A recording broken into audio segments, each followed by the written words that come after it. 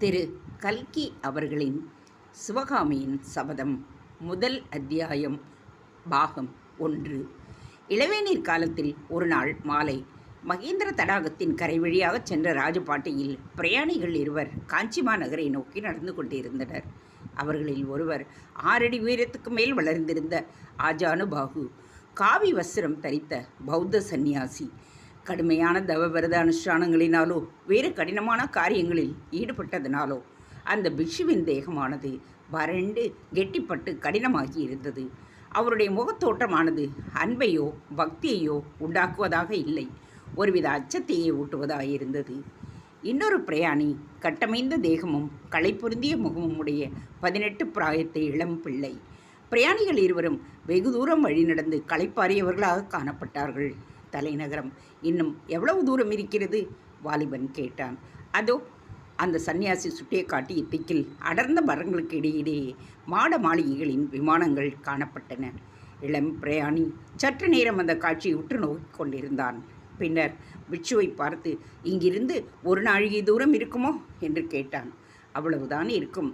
அப்படியானால் நான் சற்று உட்கார்ந்து விட்டு வருகிறேன். அவசரமானால் தாங்கள் முன்னால் போகலாம் என்று சொல்லி கையில் இருந்த மூட்டையையும் தடியையும் பாதி ஓரமாக கீழே வைத்துவிட்டு ஏரியை பார்த்து கொண்டு உட்கார்ந்தார். சந்நியாசியும் அவன் அருகில் மேற்கு திசையை பார்த்து கொண்டு அமர்ந்தார். மேல்வானத்தின் அடிப்புறத்தில் தங்க நிறமான ஞாயிறு திருமாலின் சக்கராயுதத்தைப் போல் தகதகவென்று சுழன்று கொண்டு இருந்தது. அதன் செங்கிரணங்களினால் மேல்வானமெல்லாம் செக்கர் படர்ந்தது. பயங்கரமான போரில் இரத்த வெள்ளம் ஓடிய யுத்தகலத்தைப் போல் காட்சியளித்தது. ஆங்காங்கே காணப்பட்ட சிறு மேகக்கூட்டங்கள் தீப்பிடி தேறுவது போல் தோன்றின. சூரியன் அஸ்தமித்து கொண்டிருந்த திசையில் மகேந்திர தடாகத்தின் பளிங்கு போல தெரிந்த நீர் உருக்கிய பொன்னை போல் ஒளிர்ந்து கொண்டிருந்தது. ஆனால் மேற்கு திசையிலிருந்து சற்று திரும்பி அந்த விசாலமான ஏரியின் வடகரையை நோக்கினால் முற்றிலும் மாறான வேறொரு காட்சி அங்கு தென்பட்டது. அந்த கரையில் ஏரிக்கு காவலாக நின்ற சிறு குன்றுகளின் மாலை நேரத்து நெடிய நிழல் ஏரியின் மேல் விஸ்தாரமாக படர்ந்திருந்ததால் ஏரி நீர் அங்கே கருநீலம் பெற்று விளங்கியது. நிழல் படர்ந்த ஏரிக்கரை ஓரமாக சில இடங்களில் கண்ணை பறிக்கும் வெள்ளை நிறம் திட்டத்திட்டாக திகழ்ந்தது. சிறிது நகர்ந்து கவனித்தால் அந்த இடங்களில் வெண் நாரைகள் ஒற்றைக்காலில் நின்று தவம் புரிகின்றன என்பதை அறிந்து கொள்ளலாம். சில சமயம் திடீரென்று ஒரு வெண்ணாரை கூட்டமானது ஜலக்கரையிலிருந்து கிளம்பி ஆகாசத்தில் மிதக்கத் தொடங்கும். ஆகா, இந்த காட்சியின் அழகை என்னவென்று சொல்வது!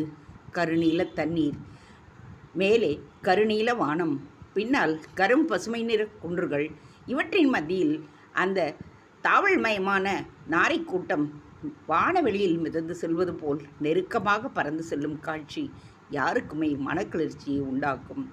இறைவனுடைய லீலா விபூதிகளில் சிந்தையை செலுத்தியவர்களோ மெய்மறந்து பரமசமாகி விடுவீர்கள்.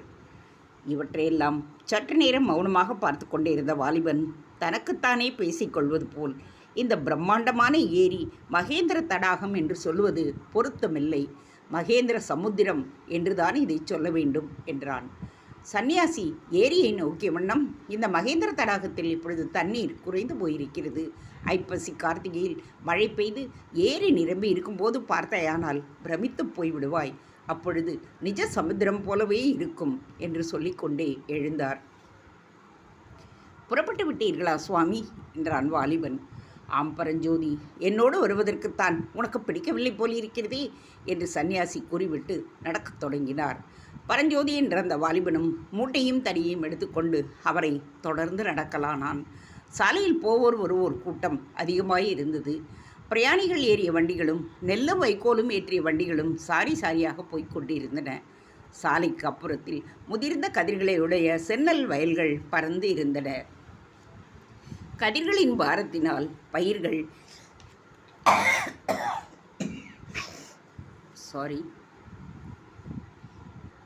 கதிர்கள் தலை சாய்ந்து விழுந்து கிடந்தன. சில வயல்களில் குடியானவர்கள் அறுவடையான கற்களை கட்டி கொண்டிருந்தார்கள். வயல்களிலிருந்து புது நெல், புது வைக்கோலின் நறுமணம் கம்மென்று வந்து கொண்டிருந்தது. சற்று தூரம் போனதும் ஒரு அழகிய கிராமம் தென்பட்டது. அந்த கிராமத்தை தாண்டியதும் புதுநெல் மணத்துக்கு பதிலாக மல்லிகை முல்லை மலர்களின் நறுமணம் அங்கு சூழ்ந்தது. அதை மூக்கினால் நுகர்வது மட்டுமின்றி தேகம் முழுவதானாலும் ஸ்பரிசித்து அனுபவிக்கலாமே என்று தோன்றியது. ஆஹா என்றான் வாலிபன். அவனுக்கு எதிரே கண்ணுக்கெட்டிய தூரம் நந்தவனங்கள், மல்லிகை முல்லை புதர்களின் மீது வானத்து நட்சத்திரங்கள் வந்து படிந்தது போல் குண்டு மல்லிகைகளும் முத்து முல்லைகளும் கலீரென்று பூத்து சிரித்து கொண்டிருந்தன. இந்த வெண்மலர் பரப்புக்கு இடையே தங்க நிற செவ்வந்தி பூக்களின் காடும் காணப்பட்டது. இவ்வளவு பூக்களை என்னதான் செய்வார்கள்? வாலிபன் கேட்டான். இவற்றில் பாதி கோயில் தெய்வங்களுக்கு அர்ப்பணமாகும், மற்ற பாதி காஞ்சி நகரத்து பெண் தெய்வங்களின் கூந்தலை அலங்கரிக்கும். அதோ என்று சட்டென்று நின்றார் சன்னியாசி. சரசரவென்ற சாலையின் குறுக்கே ஒரு பாம்பு ஊர்ந்து சென்று நந்தவனத்துக்குள் புகுந்து மறைந்தது. இந்த மல்லிகை மனத்துக்கு பாம்புகள் எங்கே காத்திருக்கும் என்றார் சன்னியாசி. பாம்பு மறைந்ததும் இருவரும் மேலே சென்றார்கள். சற்று நேரம் மௌனம் குடிகொண்டது. பரஞ்சோதி கழுக்கென்று சிரித்தான். எதை நினைத்து சிரிக்கிறாய் என்றார் சன்னியாசி. அவன் சற்று நேரம் பேசாமல் இருந்துவிட்டு, இல்லை அடிகளே, மத்தியானம் அந்த சர்ப்பத்தை கொன்று என்னை காப்பாற்றினீர்களே, நீங்கள்தான் புத்த பிக்ஷுவாயிற்றே, ஜீவஹத்தி செய்யலாமா என்று நினைத்து சிரித்தேன் என்றாள். தன்னை கொல்ல வந்த பசுவை கொல்லலாம் அல்லவா என்றார் புத்த பிக்ஷு. ஆனால் பாம்பு தங்களை கொல்ல வரவில்லையே, என்னைத்தானே கொல்ல வந்தது என்றான் பரஞ்சோதி. என் சிஷ்யனை நான் காப்பாற்ற வேண்டாமா என்றார் பிக்ஷு. சிஷ்யனா? யாரை சொல்கிறீர்கள்? ஆமாம், நீ என் உயிரை ஒரு சமயம் காப்பாற்றினாய். அதற்கு பிரதியாக நான் உங்கள் உயிரையா? எப்போது? 300 வருடங்களுக்கு முன்னால். என்ன? முன்னே ஒரு ஜென்மத்தில். ஓஹோ, தாங்கள் முக்காலமும் உணர்ந்த முனிவர் என்று தெரியாமல் கேட்டுவிட்டேன், க்ஷமிக்க வேண்டும். சந்நியாசி மௌனமாக நடந்தார். மறுபடியும் பரஞ்சோதி, சுவாமி, இனிமேல் வரப்போவது கூட தங்கள் ஞானதிஷியில் தெரியுமல்லவா என்று கேட்டான். வரப்போகிறது ஒன்றை இப்போது சொல்லட்டுமா? சொல்லுங்கள். இந்த நாட்டுக்கு பெரிய யுத்தம் வரப்போகிறது. பெரிய யுத்தமா? ஆம், மகா பயங்கரமான யுத்தம். பால் ஆறானது இரத்த ஆறாக ஓடப்போகிறது. மகேந்திர தடாகம் இரத்த தடாகமாக போகிறது. பயமாக இருக்கிறது. போதும் அடிகளே, சற்று பொறுத்து. மறுபடியும் பரஞ்சோதி, நாட்டின் சமாச்சாரம் எனக்கு எதற்கு சுவாமி? என் விஷயமாக ஏதாவது தெரிந்தால் சொல்லுங்களேன் என்றான். இன்றிரவு உனக்கு ஒரு கஷ்டம் ஏற்பட போகிறது என்றார். சிவசிவா, நல்ல வாக்காக ஏதாவது சொல்லக்கூடாதா? புத்த பகவானுடைய அருளால் அந்த கஷ்டமும் நீங்கும். நான் சைவன் ஆயிற்றே, புத்தர் எனக்கு அருள் செய்வாரா? புத்தருடைய கருணை எல்லையற்றது. அதோ வருவது யார் என்று கேட்டான் பரஞ்சோதி. மங்கிய மாலை வெளிச்சத்தில் ஒரு அபூர்வ உருவம் அவர்களுக்கு எதிரே வந்து கொண்டிருந்தது. பார்த்தால் தெரியவில்லையா? திகம்பர சமண முனிவர் வருகிறார் என்றார் புத்த பிக்ஷு. சமண முனிவர்கள் இன்னும் இங்கே இருக்கின்றார்களா? பரஞ்சோதி கேட்டான். 3/4 பேர் பாண்டிய நாட்டுக்கு போய்விட்டார்கள். மற்றவர்களும் சீக்கிரம் போய்விடுவார்கள். சமண முனிவர் அருகில் வந்தார். புத்த பிக்ஷுவைப் போல் அவர் உயர்ந்து வளர்ந்தவர் அல்ல. கட்டையாகவும் குட்டையாகவும் இருந்தார். கௌபிகணம் ஒன்றுதான் அவருடைய ஆடை. ஒரு கையில் உரிக்கட்டி தூக்கிய கமண்டலம் வைத்திருந்தார். இன்னொரு கையில் மயில் தோகை விசிறி கக்கத்தில் சுருட்டிய சிறு பாய். அவர் அருகில் வந்ததும் புத்த பிக்ஷு, புத்தம் சரணம் கச்சாமி என்றார். சமண முனிவர், அருகர் தாழ் போற்றி என்றார். இரட்டுகிற சமயத்தில், அடிகள் எங்கே பிரயாணமோ? புத்த சந்நியாசி கேட்டார். அதற்கு அந்த சமணர், ஆகா, இந்த ருத்ரபூமியில் எனக்கென்ன வேலை? தொண்டை மண்டலம்தான் சடையின் கூத்தாடும் சுடுகாடு ஆகிவிட்டதே, தெரியாதா? நான் பாண்டிய நாட்டுக்கு போகின்றேன் என்றார். இன்றைக்கு முக்கியமாக ஏதாவது விசேஷம் உண்டா என்று புத்த பிக்ஷு கேட்க, சமண முனிவரும், உண்டு, விசேஷம் உண்டு. கோட்டை கதவுகளை அடைக்கப் போகிறார்களாம் என்று சொல்லிக்கொண்டே மேலே விரைந்து சென்று விட்டார். ஒரு காலத்தில் இந்த பல்லவ ராஜ்யத்தில் சமணர்கள் வைத்ததே சட்டமாகி இருந்தது. அவர்கள் கிழித்த கோடு தாண்டாமல் மகேந்திர சக்கரவர்த்தி நடந்து வந்தார். இப்போது என்று கூறி புத்த பிக்ஷு நிறுத்தினார். இப்போது என்ன? பரஞ்சோதி கேட்டான். இப்போது சைவ வைஷ்ணவர்களின் பாடு இந்த நாட்டில் கொண்டாட்டமாயிருக்கிறது. ஓஹோ என்றான் பரஞ்சோதி. பிறகு, ஏதோ கோட்டை கதவு சாத்துவதை பற்றி சமண முனிவர் சொன்னாரே, அது என்ன என்று கேட்டான். அதோ பார் என்றார் சன்னியாசி. சாலையில் அந்த சமயத்தில் ஒரு முடுக்கு திரும்பினர். எதிரே காஞ்சி மாநகரின் தெற்கு கோட்டை வாசல் தெரிந்தது. கோட்டை வாயிலில் பிரம்மாண்டமான கதவுகள் மூடியிருந்தன. கோட்டை மதிலை சேர்ந்தது போல் பெரிய அகழி ஒன்று இருந்தது.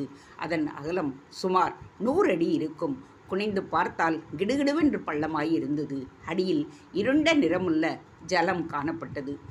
நமது பிரயாணிகள் வந்த ராஜபாதையானது அகழியின் அருகில் வந்ததும் இரண்டாக பிரிந்து ஒன்று வலப்புறமாகவும் ஒன்று இடப்புறமாகவும் கோட்டை மதிலைச் சுற்றி அகழிக்கரையோடு சென்றது. சாலையோடு வந்த வண்டிகளும் மனிதர்களும் இடப்புறமாகவோ வலப்புறமாகவோ மதிலை சுற்றி கொண்டு போனார்கள். அகழியின் மேல் ஒரு குறுகலான மரப்பாலம் காணப்பட்டது.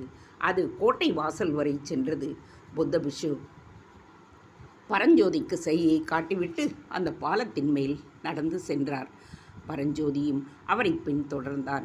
இதென்ன இவ்வளவு சின்ன பாலமாயிருக்கிறதே, கோட்டைக்குள் வண்டிகளும் வாகனங்களும் எப்படி போகும் என்று கேட்டான் பரஞ்சோதி. இந்த வாசல் வழியாக போக முடியாது. வடக்கு வாசலிலும் கிழக்கு வாசலிலும் பெரிய பாலங்கள் இருக்கின்றன. அவற்றில் யானைகள் கூட போகலாம் என்றார் சன்னியாசி. பாலத்தை தாண்டி கோட்டை வாசல் அருகில் அவர்கள் வந்தனர். அங்கே ஒரு சேமக்கலம் கட்டி தொங்கிற்று. பக்கத்தில் ஒரு கட்டையும் கிடந்தது. கட்டையை எடுத்து சேமக்கலத்தில் ஒரு தட்டு தட்டினார் சன்னியாசி. மேலே இருந்து யாரெங்கே என்று குரல் கேட்டது. கோட்டை வாசலில் மேல் மாடத்திலிருந்து ஒருவன் எட்டி பார்த்தான். இருட்டி விட்டபடியால் அவனுடைய முகம் தெரியவில்லை. மருதப்பா, நான் தான் என்று சாமியார் சொல்லவும் மேலே இருந்து எட்டி பார்த்தவன், தாங்களா, இதோ வந்து விட்டேன் அடிகளே என்று கூறிவிட்டு மறைந்தான். சற்று நேரத்துக்கெல்லாம் கோட்டை கதவில் தாழ் திறக்கும் சத்தம் கேட்டது. கதவில் ஒரு மனிதர் உள்ளே போகக்கூடிய அளவு துவாரம் தோன்றியது. புத்த சந்நியாசி அதற்குள் புகுந்து சென்று பரஞ்சோதியையும் கையை பிடித்து உள்ளே அழைத்து கொண்டார். மறுபடி கதவின் துவாரம் அடைக்கப்பட்டு விட்டது. பரஞ்சோதி உள்ளே போனதும் நகரின் பக்கம் பார்வையை செலுத்தினான். எங்கு பார்த்தாலும் பிரகாசமான தீபங்களால் நகரம் ஒளிமயமாக காணப்பட்டது. ஆயிரக்கணக்கான மனிதர்கள் பேசுவதிலிருந்து உண்டாகும் கல் என்ற ஓசையும் எழுந்தது. பரஞ்சோதி இதுவரையில் அவ்வளவு பெரிய நகரத்தை பார்த்ததே கிடையாது. எனவே பார்த்தபடியே பிரமித்து போய் நின்றான். புத்த சந்நியாசி கதவை திறந்த காவலனை பார்த்து, மருதப்பா, நகரில் ஏன் கலகலப்பு குறைவாயிருக்கிறது? கோட்டை கதவு இதற்குள்ளே ஏன் சாத்தப்பட்டு விட்டது? ஏதாவது விசேஷமா என்று கேட்டார். நன்றாக தெரியவில்லை சுவாமி. இன்று காலையிலிருந்து நகரம் ஒரே கோலாகலமாய்த்தான் இருந்தது என்பதற்குள் பிஷு குறுக்கிட்டார். கோலாகலத்துக்கு காரணம் என்றார். தங்களுக்கு தெரியாதா? சிவகாமி அம்மையின் நடனம் இன்றைக்கு சக்கரவர்த்தியின் சபையில் அரங்கேறுவதாக இருந்தது. அதனால்தான் ஜனங்களுக்கு அவ்வளவு கொண்டாட்டம். எந்த சிவகாமி அம்மை? சன்னியாசி கேட்டார். வேறு யார்? ஆயனரின் மகள் சிவகாமிதான். இதுவரை பேச்சை கவனியாதிருந்த பரஞ்சோதி சட்டென்று திரும்பி, யார், ஆயன சிற்பியா என்று கேட்டான். ஆம் என்று காவலன் கூறி பரஞ்சோதியை உற்று நோக்கிவிட்டு, அடிகளே, இந்த பிள்ளை யார் என்று பிஷ்வை பார்த்து கேட்டான். தேங்க்ஸ் ஃபார் வாட்சிங். Please subscribe.